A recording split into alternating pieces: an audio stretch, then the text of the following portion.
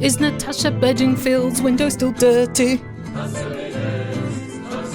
Do we still do Diet Coke break at 11:30?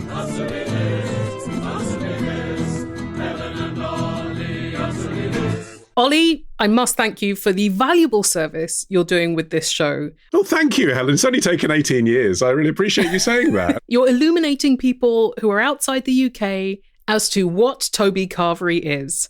My friend Ashra now understands the Toby Carvery reference in her Richard Osman book. It's important to know what Toby Carvery is. It's very on trend if you live in Hertsmere like I do. It's like Soho farmhouse around here. I never knew until last episode just how many of my friends are Toby Carvery aficionados, but you brought them all out the woodwork, Ollie. Out the woodwork and right to the mac and cheese. Did they give you any tips for your future Toby Carvery journey, which we are going to do? Yes, they said mac and cheese for sure, separate plate. Yeah. It's like a whole other meal. Yeah. I mean, there are other tips, like when we do our spin-off Toby Carvery podcast, which I would say, just to give you some headlines, as a general rule, if it's a standalone Toby Carvery in a converted former pub, you're going to be on better ground than if it's attached to a travel lodge. It's always better to be detached from a travel lodge. Remember to put your registration number in the parking console or they will fuck you. And the other thing I would say as well, the refill machine has Apple Tango on it. Ooh. Try it out. Like, it's free. It's on the refill machine. Chuck it out the window. If you don't like it, refill with Pepsi Max. It's risk-free. Apple Tango. It's a rarity, Apple Tango. Exactly. You don't just get that anywhere. Even in an Apple aficionado's house or a Tango aficionado's house. Or at the Apple store. That's all they drink at Infinite Loop. My mayo on roast potatoes meme has not been universally kicked out of bed by our listeners either. Jonathan on Patreon has even suggested roasting potatoes in mayo instead of in fat or oil. I don't know if he's pulling my leg. I've never heard of anyone cooking anything in mayonnaise. I recently did read an article extolling the virtues of cooking everything in mayonnaise. But I'm not late to the mayonnaise party on anything. I don't know how I haven't done this. You've really let yourself down. How will you face Mayo Club? I mean, I love a potato salad, obviously. Of course. It's never occurred to me to cook the potatoes in mayonnaise before adding them to more cold mayonnaise. And now I wonder if that's like the salad equivalent of a triple cooked chip. Like, poach it in mayonnaise, then fry it in mayonnaise, and then mayonnaise it. It's bold, Ollie. I don't want you to die that way, but... He died as he lived, they'll say. Covered in mayo.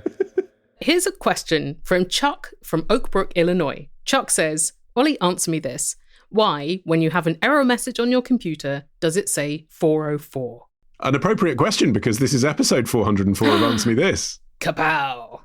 Will it live to be an error? We'll find out. It's not quite an error, though, is it? It's what you see when, for some reason, that page doesn't exist anymore. So typically, when a company has taken a page down, for example, but the link to it still remains. But actually, 404s, the code, were not initially designed to be seen by people at all.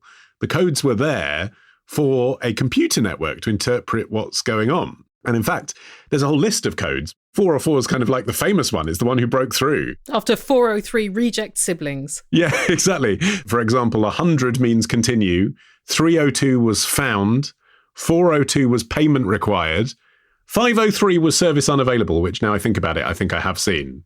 But all of this comes back to a 1992 document prepared by the World Wide Web Consortium, which established the 41 defined responses a web server can generate. Wow. And the fun fact, because don't worry, there is a fun fact coming in all this nerdery, is that the 404 code was chosen because back in the 1980s at CERN in Switzerland, when they had the World Wide Web Central Database, it was on the 4th floor of the building. It was in room 404.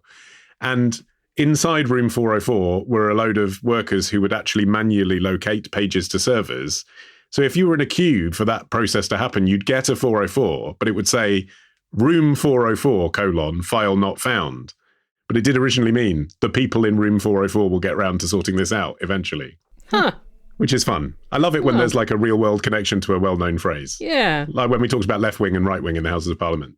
Does room 404 have any relation to room 101? Yeah. Did they deliberately put the difficult to get requests in that room? No, but at the same time, I wonder if you go back even further than the 1980s and you come up with the nerds who built the building at CERN.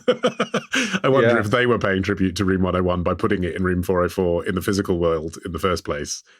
I mean, also, the other thing that's happened regarding 404s generally, and the reason we all know about them, is that consumer brands at some point in the 1990s started realizing that an oops page was actually an opportunity to redirect customers to things that might interest them anyway.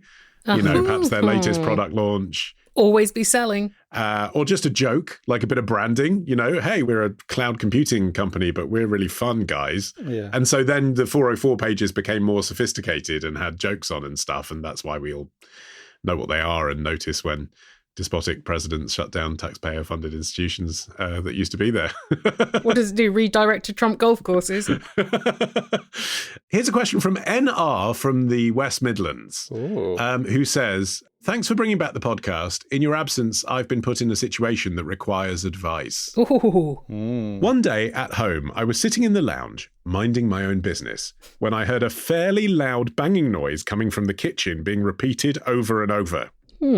My brother-in-law, aged about 40, was teaching my son, aged 10, that the way to open a coconut was to hurl it at the floor as hard as you can until it cracks.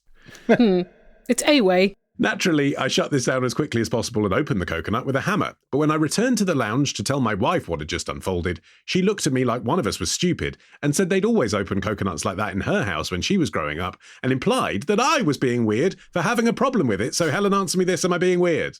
No, I think you seem to be someone who perhaps is concerned for the integrity of your kitchen floor. Yes. If it's ceramic tiles, a coconut could easily crack one of those. We did drop coconuts onto a stone path just outside our front door when we were growing up. But we would drain the liquid first by boring a hole into the coconut, and then we're allowed to go and smash it onto the path. But that was stone flags. And the idea of smashing it on the pavement, was that deliberately encouraged by your parents because it was a fun novelty way to open the coconut? Or was it done in all innocence, as appears to be the case here, of just like, yeah, it's the floor, bang it? Yeah, well, I think that the advantage of that over the hammer method is that it's smashing on the ground. And although that might get path muck on your coconut, you're not likely to get a bit of flying coconut shard in your eye. Whereas the hammer method, I think you could get a lot of coconut ricocheting around. But I do identify with the satisfaction of hurling things at the floor. I actually do this for my chickens. We keep chickens. And the most fun way to feed a chicken is to just chuck fruit hard at the floor until it explodes and they eat it. Aww. It's really fun. And it's, I mean, obviously it's easier with soft fruit in the first place, like bananas and avocados. But if you just go boom with an out-of-date fruit, chickens absolutely love it. You love it. It's incredibly therapeutic. Another strong argument for getting chickens.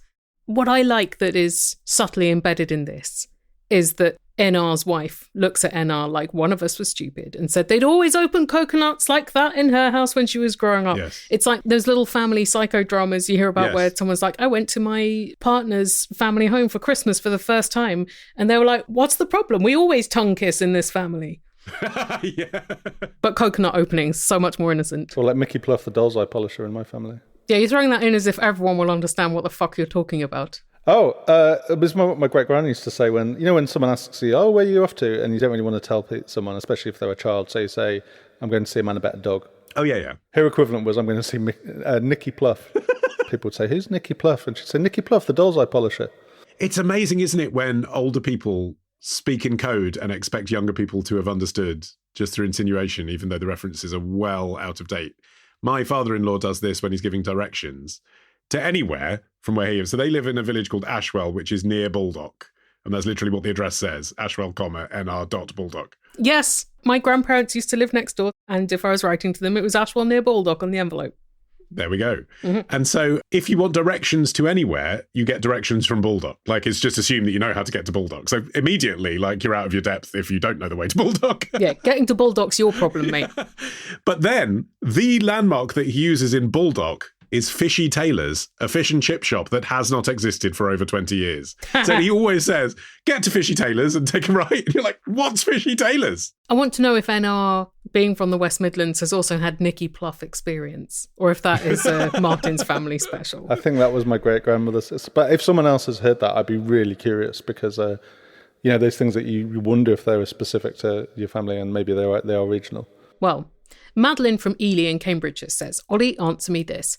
When coffee giants like Costa and Starbucks are designing new coffee drinks for their menu, what is the process for this? What are the parameters they must stick to? For example, the drinks must be able to be made by a barista within a certain time limit, Or they must contain certain ingredients or caffeine limits, etc. I'm assuming price point would be a compelling example that Madeline has not specified. Absolutely. I mean, her own imagination has brought us roughly to the list of criteria, though, as you say, sometimes other commercial factors come in and new drinks are introduced without having been properly road tested. So I know from a mole on the inside that Cafe Nero introduced a mystery Batman flavour when the film The Batman came out.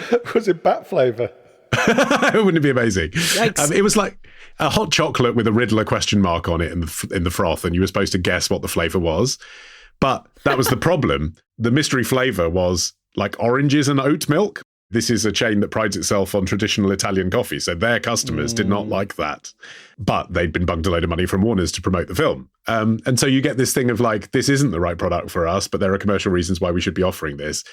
But in general, obviously everything is sort of market researched to within an inch of its life and then rolled out slowly. So the classic case study is pumpkin spice latte, a phenomenon, I think we can agree. Yes, out of control. That started with a need from the HQ. So the need was, we need a special drink for autumn. And so they had a brainstorm and then they came up with like 200 different options for what would sell to their customers. But then there's a lot of rigorous testing, partly based on obviously taste combinations, balancing the floral notes, etc. The initial test for the pumpkin spice latte was they dunked pumpkin pie in espresso. That was the first thing they tried, just to see whether the taste combination was right. And it is often that basic. I once interviewed the guy who invented Bailey's on The Modern Man. Wow. Touch you, you're real. The test kitchen for that was literally popping down to the off license, buying some Nesquik and putting it in some rum. I mean, that is how they developed to see whether the combination worked before you then create any further. And we take for granted that those things would work together, but you really can't be sure. Like the other day, I got a spicy iced mocha because I like an iced mocha and I like spicy things together. Monstrous. Appalling. Right. Yes. Yeah. But you see, some people do like the combinations and you can't tell even until you roll it out. So, I mean, that's the next stage is that. So the pumpkin spice latte, the classic example, as I say, the textbook was rolled out to 2 locations first. Vancouver, BC, in fact. Yeah. So you could have been amongst the first where you are. The other place they tested it was Washington, DC. Mm-hmm. And then when it caught on, then they started rolling it out. And that's broadly speaking what Starbucks still do. It's interesting because the basics innovate like that. So, for example, in the UK, the standard Starbucks latte in the 90s was 1 shot of espresso and a full fat milk puddled in the middle. Puddled. Whereas now, it's 2 shots of espresso and foam art on top, because that's what the market has come to expect. And the UK was ordering extra shots of espresso for their lattes anyhow, whereas in the US, they still use 1 shot. So that kind of stuff is informed by customers. So market research that they're already getting paid for. Yeah, exactly. Yeah. But sometimes that still goes wrong. Just last year, they withdrew almost immediately after introducing it, a strawberry and vanilla oat milk coffee and a frappuccino that had a layer of jelly at the bottom. I wonder whether they were trying to get on the boba market. Yeah, I've got really into the texture drink. So there was a time when I would have found that jelly constituent quite off-putting, but now I'm into them. I'm into them all.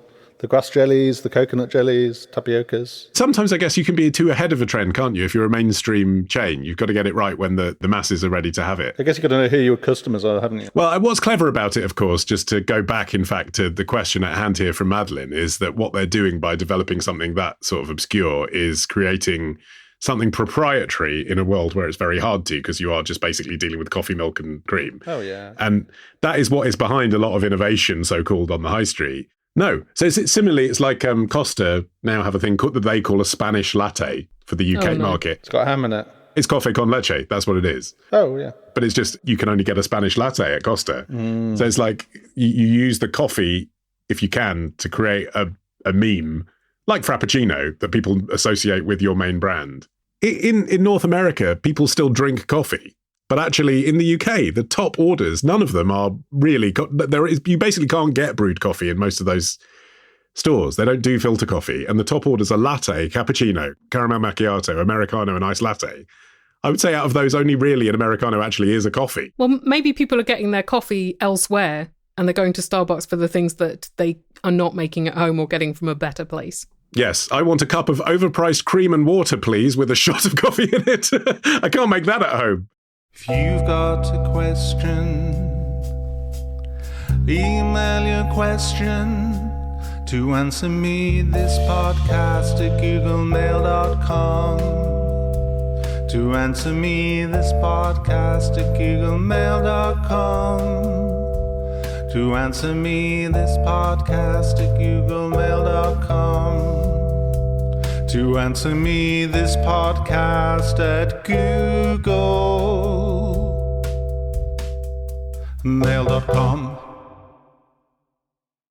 Here's a question from Sarah from Massachusetts, who says, I'm currently filling out an anatomical gift form for a local university so I can donate my body to science. No worries for my immediate fate necessary, just planning for the inevitable future. Well, that's some real long-term planning then. Yeah. I do a bit of forward planning on a down day, and it's usually like, where should we go camping in September, rather than what's going to happen to my kneecaps when I die. But well done you. What's going to happen to my kneecaps when I die? Your most precious body part. I thought I would turn them into little snack dishes that you can serve pistachio nuts out of, Ollie. Would you like that? Toby jugs, please. They're too small. Stop knee-shaming him.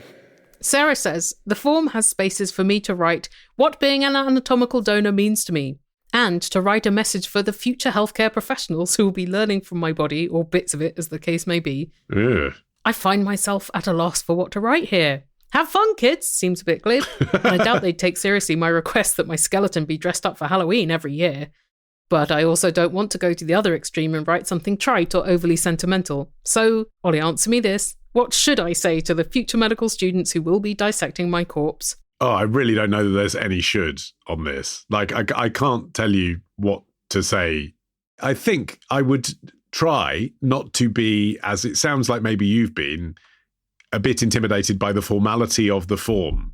Mm-hmm. Like, I feel like this prompt, what does being an anatomical donor mean to you, is actually really just, for some people, a good kind of thought exercise to imagine the question is being asked by a friend over a coffee or a beer. Why are you doing this?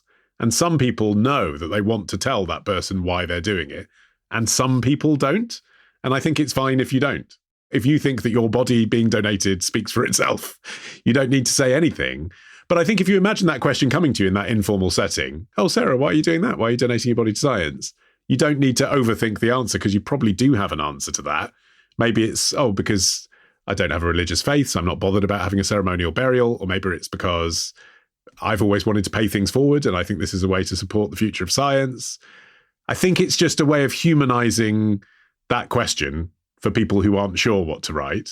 And also then in turn, humanizing you for those doctors and scientists who are going to be tampering around with you later. Do they want that? Do they want you to be humanized? Please answer us this if you are or have been a medical student. Do you want the corpses in front of you to be humanized and to be thinking about who they were? Yeah. Or do you want to just think of them as a meat jigsaw puzzle? Cadaver number 7. Right.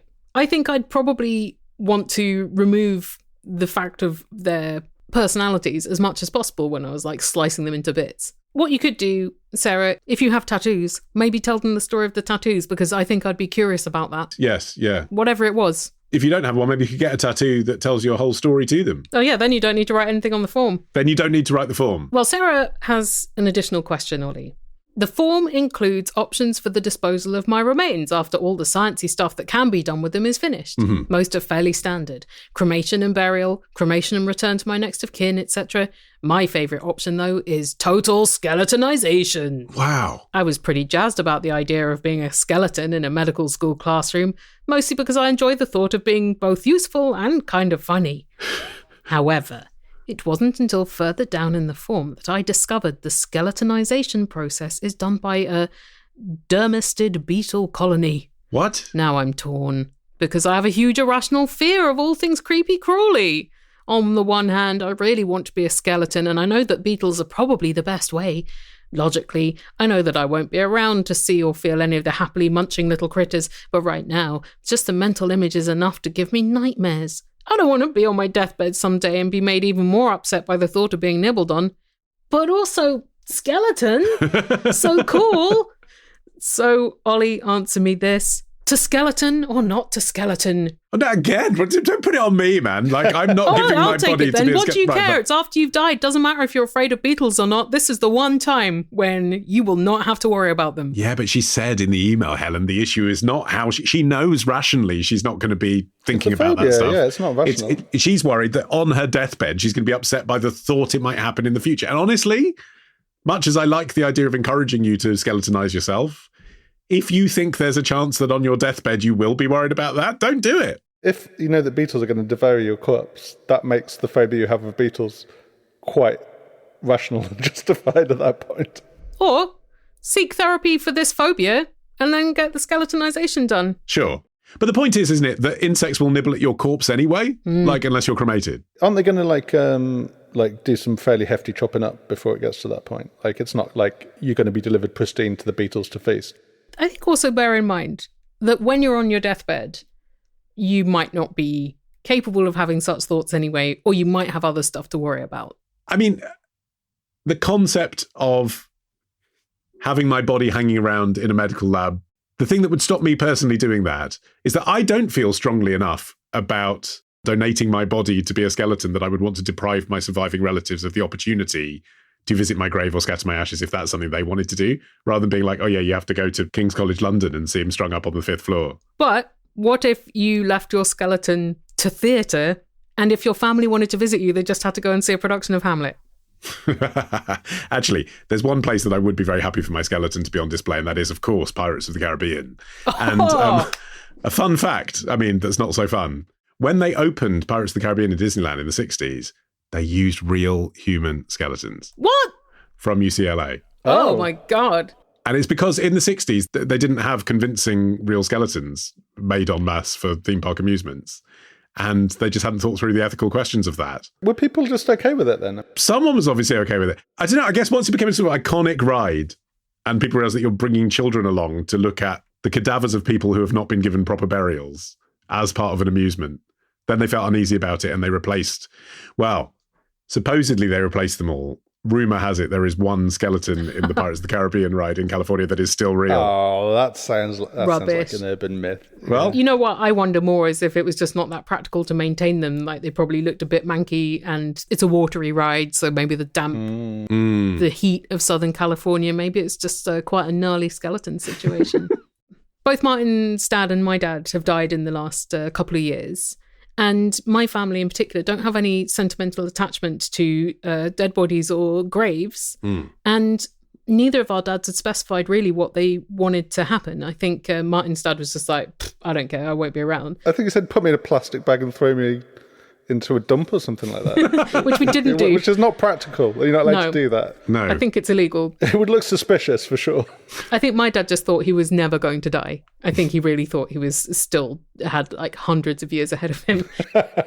And so to me, it felt a bit like a waste disposal task to figure out what to do with their bodies. And also I was like, wow, humans are really fucked up in how we act about dead bodies and what we do with them. There's a kind of morbid luxuriation in it in a way. It's funny, isn't it, the whole opt-in, opt-out thing?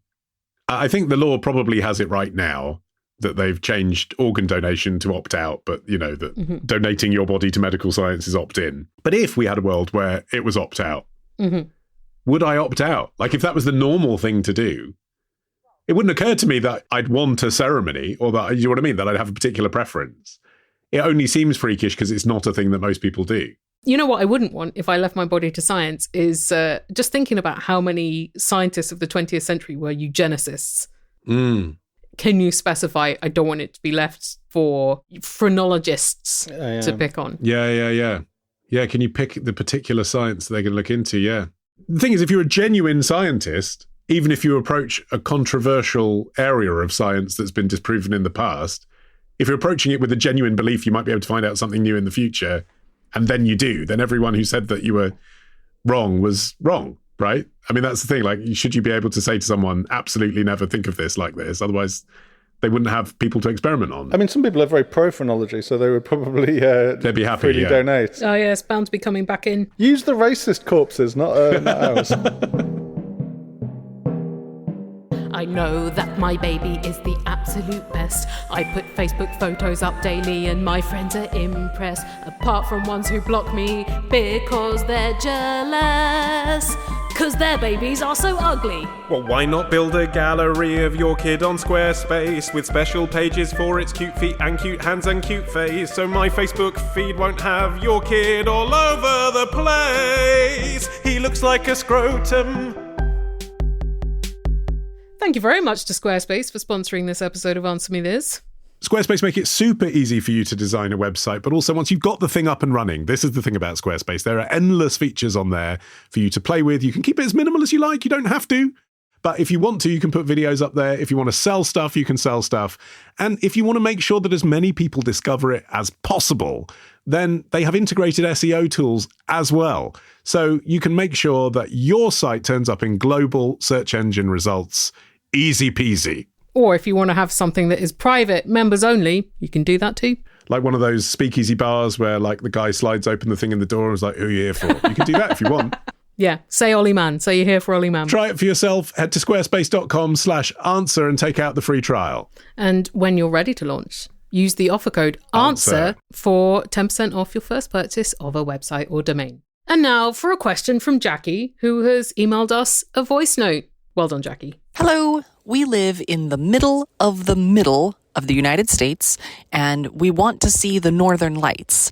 I don't know if that means we have to go very, very far away to someplace like Finland, or if there is someplace a little closer that would be a little less expensive to get to. So, Helen and Ollie, please answer me this. Where should we go to see the Northern Lights? To see the Northern Lights, you want to go pretty far north, and you also want clear skies. Mm-hmm. Far north is expensive. Places like Iceland are often cloudy. So here is my vote for optimal possibility of seeing the Northern Lights and not even leaving the landmass that you're on. Mm-hmm. Yellowknife in Canada, where the Northern Lights are visible up to 240 days per year. Wow, that is a lot of days. I got some advice from our friend Bree, who lives in Yellowknife, who says, if you want to see them when it's warmest, then September is a good month. If you want to see them during winter but not too cold winter, March is the best month. But in general, we have very clear skies from mid-December to late April. And then in the middle, it's too light. It's so far north that the nights aren't dark enough. Do not come in October, November and early December. It's cloudy. Okay, good. All right. Another good thing about going to Yellowknife, they have an indigenous-owned Aurora village that you can stay in if you want your tourism money to benefit the local community. And Yellowknife is accessible by flights from many flight hubs, including Calgary and Toronto, which are pretty doable from the middle of the USA. Okay. So that's what I suggest. If Jackie wants to stay in the USA, then you have options like Alaska. You can go to Fairbanks or further north, mid-August to mid-April. And places like Idaho and North Dakota have dark sky parks. And our friend Dave, who grew up in Michigan, said he used to see Northern Lights in the Upper Peninsula there a lot. But I do think you should travel somewhere where you know you'd be happy doing the other stuff there is to do there in case you're disappointed by not seeing the Northern Lights. Or indeed, you see the Northern Lights and then find them disappointing. You're not going to find the Northern Lights as disappointing. No. You're really not.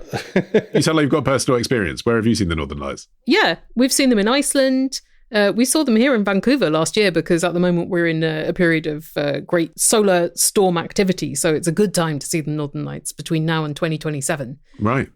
I'm a bit jealous because there was that moment last year in the UK when supposedly the Northern Lights were visible even in Hertfordshire where I live. So yeah, obviously at that point, my wife, the kids, the freezing cold, 11 p.m. at night, we're out on the front drive with my kids' novelty telescopes, pointlessly looking up at the sky. Can't see a fucking thing. Think we see it and realise it's just like the blur of the M25 in the background. Mm.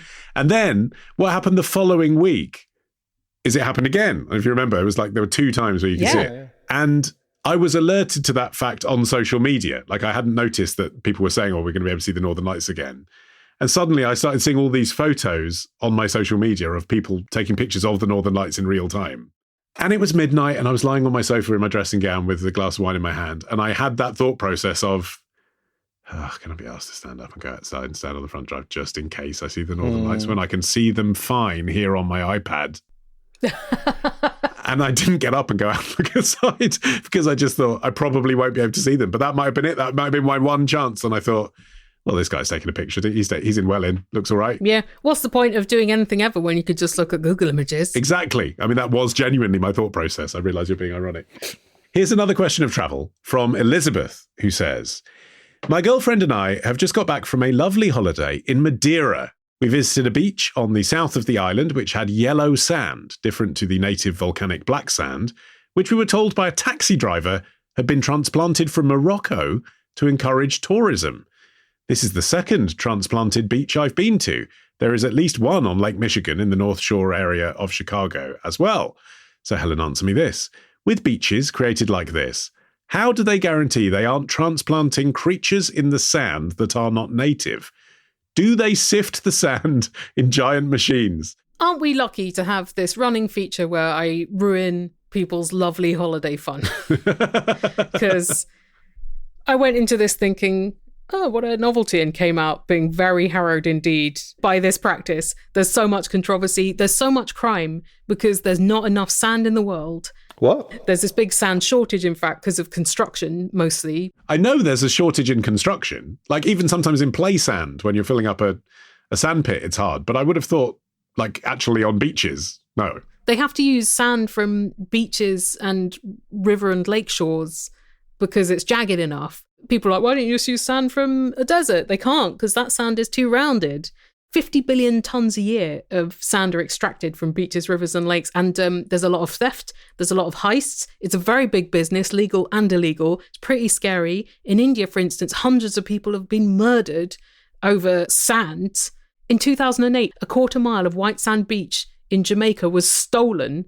And I think still no one has found the culprits or what happened to the sand. How the fuck do you steal 500 truckloads of sand? I was going to say, yeah, like a few bags, I can understand. And then a lot of beaches have more sand added to try and slow down erosion. So actually a lot more beaches are beach nourished, which is one of the euphemisms they use, or just put there from nothing. Whereas other beaches, all the sand is taken away and they're basically like a rocky nub now. Which is actually just bad planning, isn't it? I mean, like if people want to go to a place because they want a sandy beach holiday and that place doesn't naturally have a sandy beach, then they put the resort in the wrong place, didn't they? I mean, why didn't they build the resort in the other place? Look, I think a lot of resort businesses are like, we want our money and this is where it's going to be.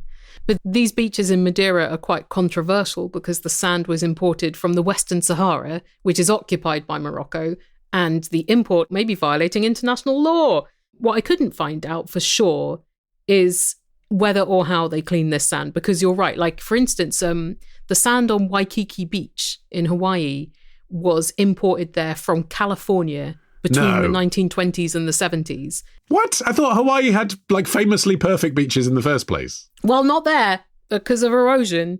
Also, there's another beach, Hanauma Bay. It's just around the corner from Waikiki. And they had white sand shipped in the 70s to make it look more attractive to tourists. And I was like, what the fuck did they bring in with this sand? Hawaii's ecosystems are delicate. So now Waikiki, I think they pump the sand in from offshore so that it is locally sourced, because transporting the sand as well is so expensive because sand's really heavy. Yeah. But also then it doesn't have the organism problem. The Chicago one, that comes from the Indiana shoreline. So that's just along from Chicago. It's probably same sort of ecosystems. Some of the sand mining companies do talk about, they're like, oh yes, we wash it and then we sort it into different types, which I think is by size and texture and color, because they want the particular size of sand for what they're doing. Yeah. But because so much of this stuff is either not legal or no one is really regulating it, it's hard to find out. Then I think they're probably like, oh, whatever. We don't give a shit. So, troubling. Yeah, that is depressing, but also fascinating. I mean, I've been on beaches that I've been told are fake beaches. But they felt so real to me. The thing is, I feel like the quest for the perfect beach, quote unquote, is sort of impossible anyway. Mm. We actually once went to Siesta Key on the west coast of Florida because it is routinely voted the best beach in America. And I was like, we're going to the east coast of the United States on holiday. Where should we go? Let's go somewhere with a good beach. Googled it, found Siesta Key. Only to realize that when we were there in September, it was the red tide. And the red tide is this seasonal algae that turns the water red. And then all the fish die and their bodies litter the sand with a carpet of blood. Perfect. And it is not what I was imagining for my Instagram. And I thought, why was I greedy? I could have just gone to Marbella and they would have had a better beach than this. You know, sometimes perfection is the wrong thing to attain. Exactly. But also, what is it? What makes it a perfect beach? For me, I wouldn't want the landscape to be so flat, for instance. I want a bit more topographical interest. I mean, I think shade for me. Oh, yeah. That's the big one. Doesn't solve the wind problem in Britain. I mean, that's the, unfortunately, like whatever the surface of the beach is, it's the lashing wind in your face, blowing it into your eyes that's the problem. Right, people go to beaches to get exfoliated. Then your fake tan goes on smoother afterwards. Here's a question preceded by a life update from Simon, who says, when I first listened to you at age 13, I was doing my paper round Tunbridge, near where I grew up. Now, I'm old enough to buy a house. Simon, when am I going to be old enough to buy a house? I'm way older than you. No, that was a well-paid paper round. Thus, buying a house has engendered Simon's question. Simon says, Ollie, answer me this. Where does the word solicitor come from? What are they soliciting? Well, it comes from the Old French soliciteur, which found itself into Middle English to mean agent, one who conducts business on behalf of another. There are some who say that literally solicitors used to solicit for business at one time because solicitors didn't have offices like they do now. But in any case, whether you believe that bit or not, it is true, isn't it, that lawyer, as a practitioner of law, is a little bit more straightforward to understand. And that's why in most countries people know what a lawyer is. Yeah, but there's so many kinds of lawyer, particularly in the English system. The English law system got more complicated more quickly than other people's because, as always, English people are obsessed with class and status and education. So a word was needed for those who did legal transactions that didn't involve litigation so that barristers and so on kept their status, proctors and doctors and advocate and attorneys and all of that. Sergeant with a J. Yes. But it's essentially because the British courts professionalised more rapidly than other countries as well, because we had a monarchy, we had banks, we had the empire, there was more to legislate about. People came to London to formalise things. And so they separated out this class of lawyer. Other countries are going to be like, what the fuck are you talking about? Because lawyers can be both solicitors and barristers, whereas in Britain they absolutely can't. Yeah. The solicitor is the person you pay to tell you how much to pay a barrister. And they do a bunch of paperwork for the barrister, but they don't get to wear the wig. But the one that has faded away, Helen, is the feminine form, solicitress and solicitrix. That's hot. Which I love. A hot term. Isn't it? It might be a slightly different profession that they are offering, because that form of the word solicit, which is still around in like signs that say no soliciting. Yes, that doesn't mean no one drawing up contracts. Yeah. That means no offering of sex work, yes. Yes, and other things. Like I think it started with like travelling salespeople, but thus came to mean like street business of various kinds. I was interested as well to discover that when that separation was made roughly, solicitors then reformed the English legal education framework to make it based on common law, i.e. the practical stuff, like how do I buy a property, how do I write a will? And before that, people had to study Roman law. Oh my God. And then base contemporary law on what they'd learned about classical law. Yep. Rather than being taught the practical things. That's a very England thing to do. How did the Romans do it? All right. That I'm sure works 2,000 years later. Exactly. I mean, of course, start the syllabus like that. Do a couple of weeks of that. Fascinating. But I mean, it's not practical education, is it? What the Romans did. Here's an email from M in Loughton who says, Helen, answer me this.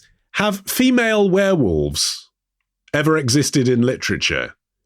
And then puts in parenthesis, don't pull Twilight on me as literature. Okay, then. Shan't. And if so, supplementary question, would they also have their periods, or would you reckon that would be too cruel? Too cruel? I mean, the things werewolves experience. Well, also, they're unlikely to drink their own period. That's what they're hinting at, isn't it? But werewolves aren't like blood drinkers like vampires. They just eat stuff. Exactly. They're not interested in blood. Apparently, only polar bears are drawn to menstrual blood. Oh. I've done some gross research today. I'm going to have to obliterate my browser history later. I think whether they get periods or not depends on whether you think they are biologically more wolf or more human, because wolves don't get periods. Is that right? Oh. Well, I've learned something. Well, like dogs don't either. They have estrus, which is their period of being in heat, which is the mating season. And during that, they might also spot a little bit of blood. Whereas humans have an estrus like in the middle of the menstrual cycle, and then the blood is when you're shedding the womb lining. But not every animal has such a womb lining shedding situation because they don't have as aggressive placentas as humans, etc. I mean, when you think about it, there's lots of do they do this human thing question you could ask about werewolves, actually. Like, can they eat chocolate, or is that toxic for them? Oh, good question. If you eat chocolate and then turn into a werewolf, and the chocolate's still in your system, is that bad for you? Well, similarly, when you're in human form, can you eat raw meat? What happens if a werewolf gets pregnant during that wolf time? What kind of creature do they give birth to? Right. But some werewolf lore does have menstruating werewolves, I think because now you can get fiction about every mythological creature. Also, the film Ginger Snaps. Oh, yeah. I think it happens before she's fully transformed, but when she has been werewolfed a bit, she gets a very heavy period. But she's not fully in wolf form yet, if I remember correctly.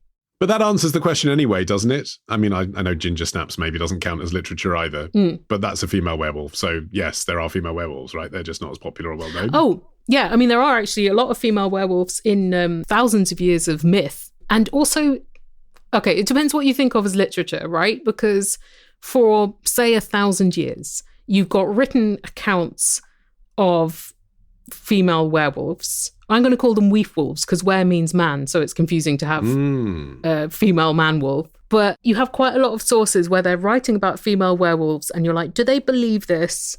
Are they perpetuating a myth to keep everyone scared? Are they writing about a kind of mental health condition that some people had where they thought they were wolves, or they excused the fact that they'd murdered everyone? So Gerald of Wales, one of your favourite authors, Ollie. Devoured his podcast series. He was a priest and historian who worked for King Henry II and then King John. And in the late 1180s, he wrote a book called Topographia Hibernica about Ireland. And I don't know whether he was just very credulous or fucking with his readers, because he also talks about barnacle geese being born from barnacles. Oh, it was acceptable in the 1180s. And he talks about a floating island that could disappear, which might have been High Brazil or might have been a different one. But he recounts the tale of a priest who was walking from Ulster to Meath and was flagged down by a werewolf who was like, help, help, can you give last rites to my female counterpart who is dying? We've both been cursed to be werewolves on a 7-year cycle. So the priest does, and they peel back her wolf skin, and he sees that she's an elderly human underneath. And the werewolf is like, it's all right, we're both Christians, it's just the curse. So I feel like that was both cleaning up werewolf myth and making it Christianity compatible whilst indulging in it. But when you're talking about the writings of someone like Gerald of Wales, do you count that as literature or journalism? Or conspiracy theory nonsense? If you're talking about actual fiction, then fast forward to 1839 and the book The Phantom Ship by Frederick Marryat, in which a weef wolf kills her children and also exhumes a corpse to eat it. And then I think after that, you have to go to 1896 and there's an erotic novel called The Werewolf by Clemence Housman, which you can read on openlibrary.org if you're so inclined. Erotic why? Well, I tried reading a bit of it and it was mostly a man being like, oh dear, this werewolf's just grabbed my axe and she's run away. So I didn't get any erotic stuff, but there's 160 pages to shuffle through and not for me. But then in the 20th century, you get a lot more female werewolves, courtesy of Terry Pratchett and Angela Carter. And now, fantasy and erotica and horror are such big genres. Oh, can't move for him, can you? I mean, actually, if anything, the point in a series where a character comes out as a werewolf or a weef wolf is the point at which I turn off. I mean, it happens too regularly for me. I'm like, I don't want them to be a werewolf. Yep. If I wanted a werewolf, I'd have watched the werewolf series. Agreed, Ollie. Agreed. It really ruined that plotline of the Archers, didn't it? We were just trying to rewild the farm.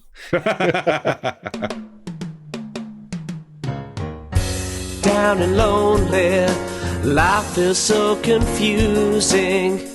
I need some answers, preferably amusing.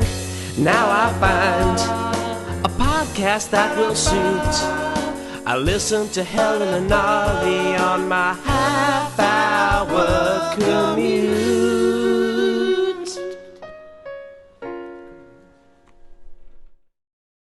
Here's a seasonally appropriate question from Julia. Hi, Helen and Ollie and Martin the Soundman. My name is Julia and I'm calling from Dublin. I want to know why the date of Easter moves around every year. Now, I know that it's the first Sunday after a certain phase of the moon, after, I think, the spring equinox. But why does Easter have a lunar date when Christmas does not? I first thought Easter was the outlier, but I think actually most Jewish and Muslim holidays are lunar and also maybe Hindi. So I guess Christmas is the unusual one. So Helen and Ollie, answer me this. Why is Jesus' birthday on a solar calendar and his death is lunisolar. I've been wondering this for a few years, and every time I thought about it, I wished I could ask you. I've never gotten around to Googling it, so you can see I'm pretty helpless without you, and I'm glad you're back. Bye. Here to Google for you, Julia, of course. So the date of Easter Sunday is always coinciding with the first Sunday after the Paschal full moon, which is the first full moon after the vernal equinox, which is on 21st of March. This being in the Gregorian calendar following branches of Christianity. Orthodox churches on the Julian calendar, an extra Easter date range, but stick to Gregorian for now, because anything involving calendars is enough to make your brain explode from things that aren't even sad. It's the Sunday after the first full moon, after the vernal equinox on 21st of March. The reason it's called Pascha, or Pascha, depending on which language, that is the root for the name for Easter in a lot of cultures, and it means Passover. I was going to say, the Last Supper, that was a Passover meal, wasn't it? That was a Seder night meal, so therefore... Oh, I never made that connection, but that does make perfect sense. Yeah, you can't just set it to a particular date because we know, because of Judaism, that the Passover does follow the lunar calendar. You can't then just pretend...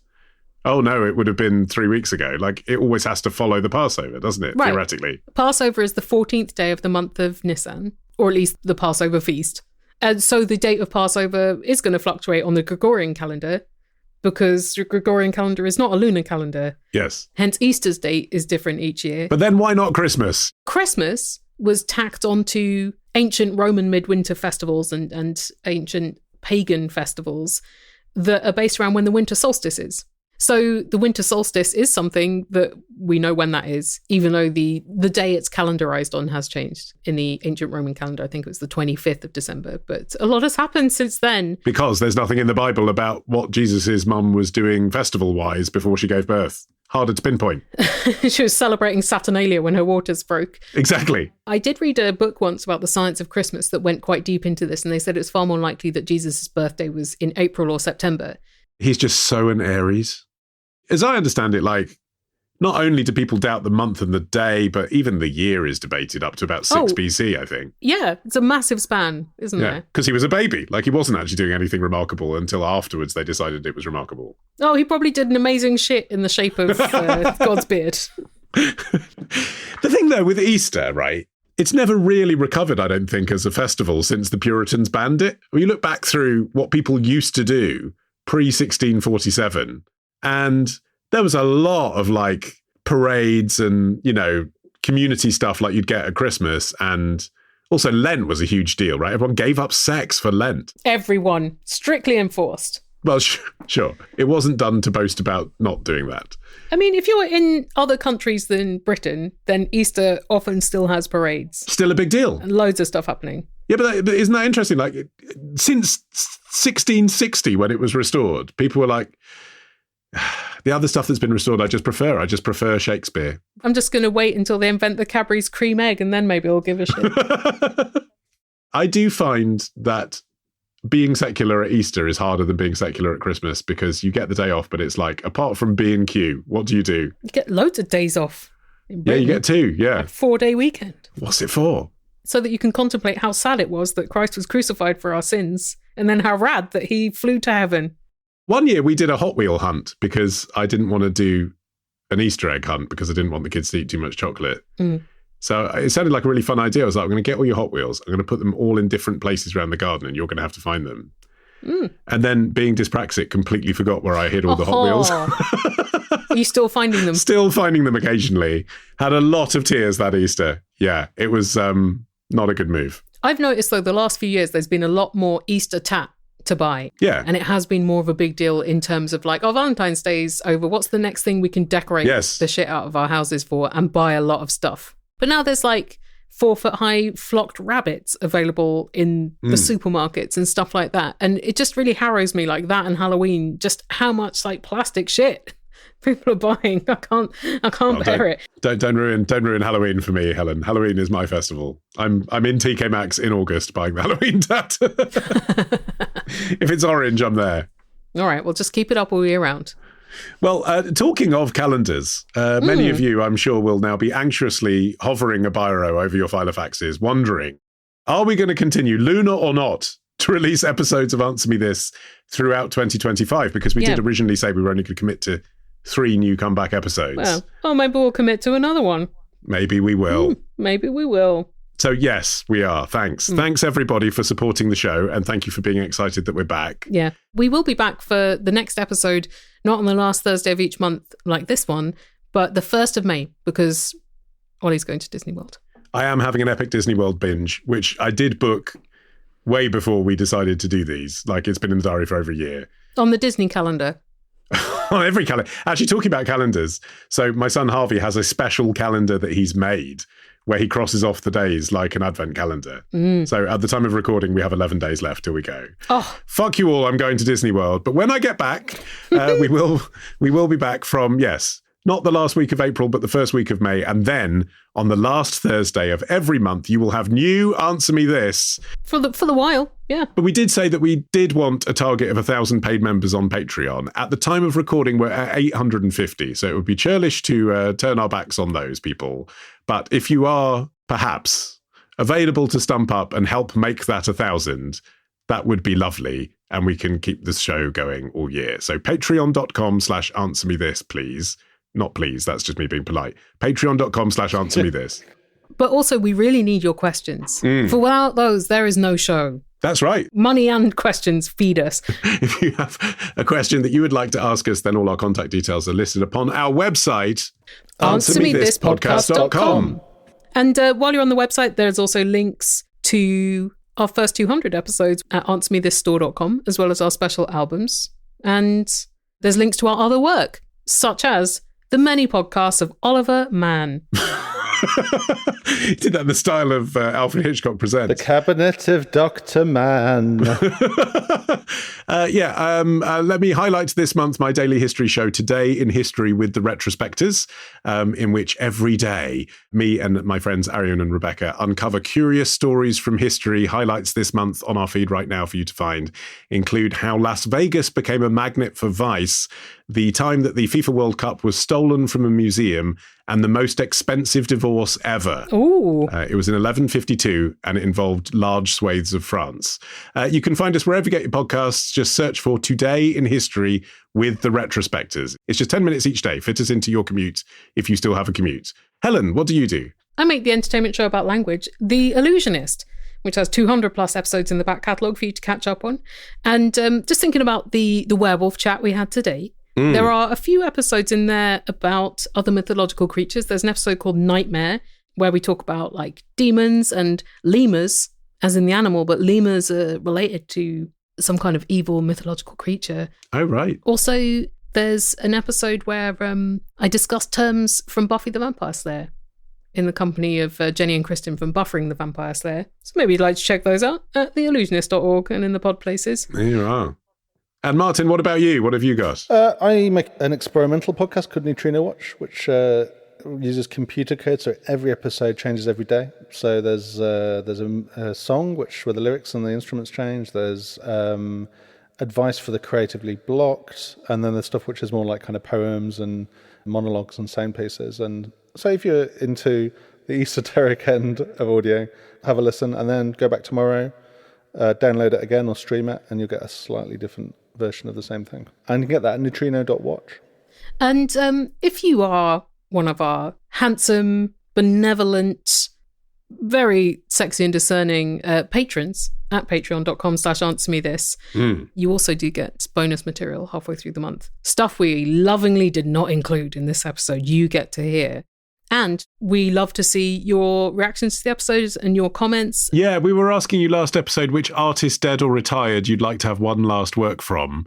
Michael from Glossop, previously from Wankheim, nominates John Kennedy Toole, who wrote A Confederacy of Dunces but never lived to see it published. Sue's pick is author Sue Grafton, who completed 25 of her Alphabet Kinsey Milhone series before her death and never completed the Z.